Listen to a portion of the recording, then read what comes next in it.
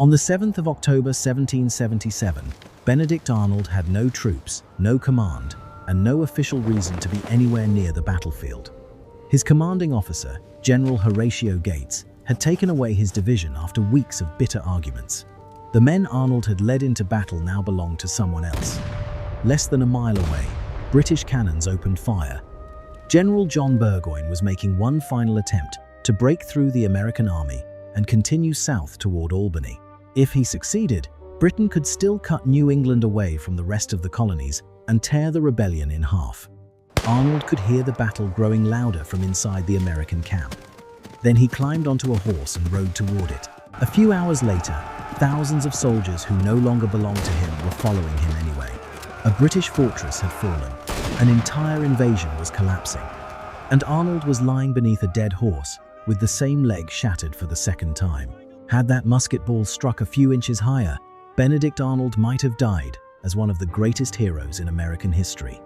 Instead, he survived long enough to betray everything he had just helped save. In the summer of 1777, Britain believed it had finally found a way to end the American Revolution. The plan was simple on paper. Burgoyne would lead an army south from Canada through the Hudson River Valley. Another British force would approach from the west. A third army would move north from New York City. They would meet near Albany and seize control of the Hudson River. New England, the region Britain considered the heart of the rebellion, would be separated from the colonies farther south. Without men, weapons, and supplies moving between the two regions, the revolution might suffocate. Burgoyne began the campaign with roughly 8,000 British, German, Loyalist, Canadian, and Native American troops. At first, he looked unstoppable. Fort Ticonderoga, one of the strongest American positions in the north, fell with almost no serious resistance. American soldiers retreated through the wilderness. British officers began speaking as though the campaign had already been won. But Burgoyne was marching deeper into a country that was turning against him. Roads disappeared into mud. Wagons broke apart. Horses collapsed. Every barrel of flour and every box of ammunition had to travel farther from Canada through forests filled with American militia. The reinforcements Burgoyne expected never arrived. The Western Column was stopped. General William Howe, who was supposed to support the operation from New York, had taken most of his army south toward Philadelphia. Then Burgoyne lost nearly 900 men during a failed attempt to seize supplies near Bennington. His army continued moving south, but it was getting smaller, hungrier, and farther from home. The American army waiting for him was getting larger every day. Commanding that army was Horatio Gates. Serving beneath him was Benedict Arnold. The two men could barely stand each other. Gates was cautious, political, and comfortable waiting behind prepared defenses. Arnold was aggressive, emotional, and almost impossible to control once a battle began. He had already been wounded leading an attack on Quebec. He had helped delay a British invasion on Lake Champlain. He had fought with the kind of reckless courage that made soldiers trust him and senior officers worry about him. Arnold also carried a growing list of grievances. Other officers had been promoted ahead of him. Congress had questioned his expenses. Men who stayed safely behind the lines seemed to receive credit for victories Arnold had nearly died to win. By the time he arrived at Saratoga, he was still fighting for American independence. But he was also fighting for recognition. On September 19th, the two armies collided near Freeman's Farm. Gates wanted to remain behind the American fortifications. Arnold argued that they should attack before Burgoyne could fully deploy. American riflemen under Daniel Morgan moved through the forest, firing at officers and breaking apart British formations. Infantry units crashed into one another across fields and woods until the entire battlefield disappeared beneath gunsmoke. The British held the ground when darkness came, but they paid heavily for it. Hundreds of British soldiers were dead or wounded. Burgoyne could not replace them. American militia continued arriving from across New York and New England. The British had technically won the field, but the Americans were becoming stronger. After the battle, Gates sent his report to Congress. Arnold believed Gates had taken the credit and ignored the role Arnold and his men had played. The argument between them became personal. They shouted at each other inside headquarters. Arnold demanded either the authority to command his division or permission to leave. Gates chose another option. He relieved Arnold of command and gave his troops to someone else. Arnold prepared to leave the army. Before he could go, Burgoyne attacked again. By October 7th, the British had only a few weeks of food remaining.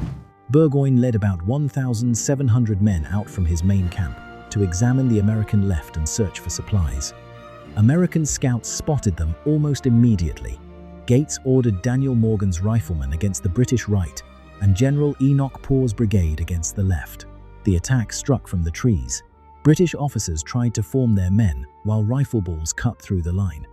General Simon Fraser, one of Burgoyne's most capable commanders, was mortally wounded as he attempted to rally the retreat.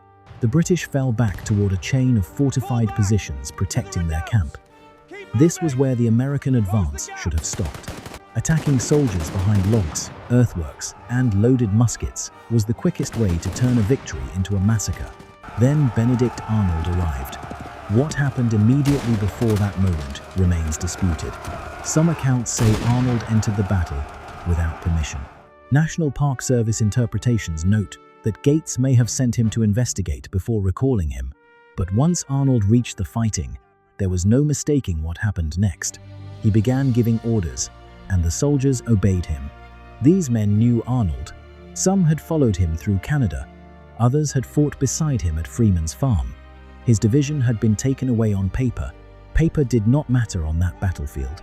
Arnold first drove the Americans toward the Balcarres Redoubt, one of the strongest British positions. The defenders fired from behind heavy logs and earthworks. The first American assault failed, then another. Men fell in front of the walls, and the attack began to lose momentum. Arnold did not keep sending soldiers into the same guns. He turned his horse and raced across the battlefield toward the far right of the British line. There stood the Breymann Redoubt. Fewer than 200 German troops defended it, with nearby loyalist detachments. Other units had been pushed back, leaving part of the position exposed. American soldiers were pressing from the front. Others were moving through the woods toward its rear. Arnold saw the opening. He rode directly into the attack, waving men forward before the defenders could close the gap. The Americans reached the walls. Musket fire erupted at point-blank range. Soldiers climbed over the works, pushed through openings, and struck from more than one direction. The defenders inside the redoubt suddenly found Americans in front of them and behind them. Their line broke. Colonel Heinrich Breymann tried to stop his men from retreating and was killed in the confusion. Arnold continued riding through the position. Then, a musket fired. The ball struck his left leg, the same leg that had been badly wounded at Quebec 2 years earlier. Then, a musket fired. The ball struck his left leg, the same leg that had been badly wounded at Quebec 2 years earlier. Arnold had finally reached the center of the victory he had been demanding credit for, and he could not stand up to see it. At almost the same moment, his horse was hit. The animal collapsed and fell on top of him, crushing the wounded leg beneath its body. With it gone, the British army could no longer remain where it was. Only darkness prevented the Americans from breaking through the entire camp that night. Burgoyne retreated north under cold rain, leaving fires burning to hide his movement. But the road home was already closed. American militia surrounded him. Food was disappearing. Ammunition was running low. No rescue force was coming. On October 17th, Burgoyne surrendered more than 6,000 British and German troops to Horatio Gates. Gates stood at the surrender ceremony. Arnold was not there. He was lying in a hospital with his leg shattered, watching another man receive the glory for the victory he had helped create. Saratoga changed the war. Until that moment, France had secretly supported the Americans, but refused to gamble openly on a rebellion that might collapse. The surrender of an entire British army gave the French government the evidence it needed. The Americans could win. France recognized the United States and entered the war, bringing soldiers, money, weapons, and a navy powerful enough to challenge Britain at sea. 4 years later, French warships sealed the Chesapeake Bay and helped trap Cornwallis at Yorktown. The road to that surrender ran through Saratoga. Benedict Arnold should have emerged from the battle as one of America's greatest heroes. Instead, his bitterness continued to grow. Saratoga did not turn him into a traitor by itself. The reasons were more complicated: money, wounded pride, political enemies, personal ambition, and the belief that the country he had bled for would never give him what he deserved.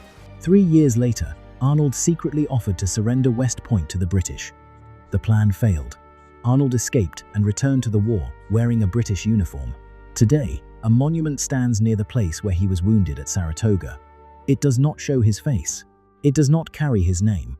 It shows only a boot, the boot of the injured leg that carried him into the British redoubt.